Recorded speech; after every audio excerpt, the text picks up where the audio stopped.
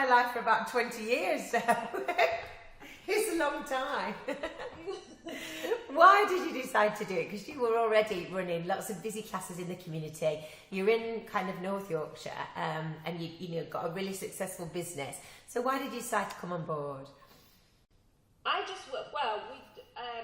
a partner in the fitness classes, and we'd been teaching boot camp type things, and we'd always had nutrition that's gone alongside that, and it was very similar to Kickstart, and it just seemed the next logical progression. I wanted to go to stop teaching as many classes physically and go more down a sort of coaching route eventually, and health and wellness and lifestyle, not just the physical side of things. And it just seemed a logical place to go. And then of course when it was you, it was just okay. Of course. And I mean, at the time you were teaching in busy clubs, you were doing boot camp, Zumba, step, the whole thing. So you really kind of looked at your overall business and made some big changes, really, I suppose, didn't you, at that time?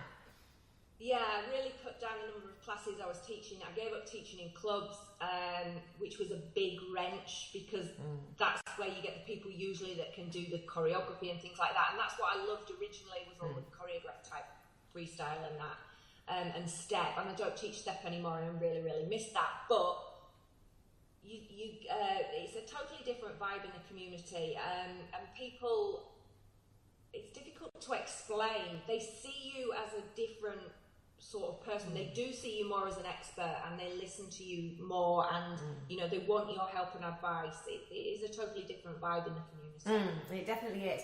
And I think as well, you've taken a lot of your business online. You are very active on social media. You created your own websites. I think most people have, I think everybody I know has done one of your recipes at some point. They'll go, oh, is that one of Andrea's? I go, everybody who's done Kickstart or been to a launch has done and eaten a lemon drizzle cake. And cooking is your passion, isn't it? You love cooking. How did that all kind of come together? I don't know, I've just always baked and cooked. I think I was lucky in that the era I grew up in, my mother always cooked from scratch. Having said that, she did use Coleman's packet sauces and things like that for chilies and spaghettis, but she'd always cooked from scratch. So it wasn't, we didn't live off ready meals and things like that. So I just always cooked. And then it was finding a way to integrate the Kickstart lifestyle into cooking. And it's quite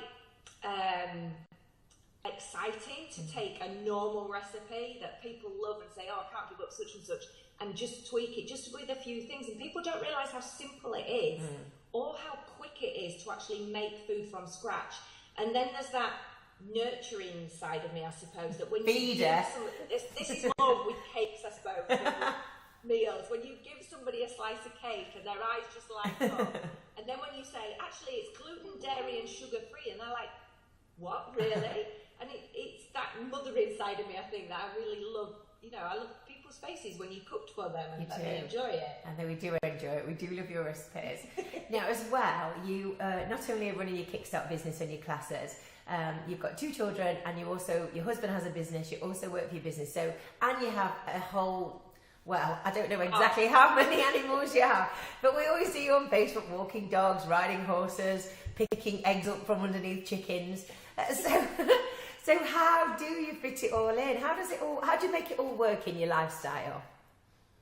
I have a million lists. I have lists of lists of lists. I have lists on my phone. I have lists on my computer. I have lists on paper. And then Andrew rings up in the middle of the day and he says, I need this invoice doing now. I have to find somewhere to slot that into a list. But I'm at that time of life when you start to get brain fog as well. So I have to write it down somewhere, and then it's a great sense of achievement then when you cross it out or tick it off. It's that's the way I keep track of everything. And routine as well. So get up in the morning, do the dogs, do the horses, make him his breakfast. He can't do it himself. Wave him goodbye, then relax, sit down. And the first thing I really do is all my social media. So I'll do my email for the next day and my Facebook posts for the next day. And then once that's done, anything else, I move on to that then. And big projects like if we were starting a 12-week program or something like that, I just do a little bit of that each day. but it's definitely making the time, set the time aside to do it, and then when it gets to about 4 o'clock, I'm back to horses mucking out and things like that again. So I have to get it all done between about 10 and 4, really. That's great.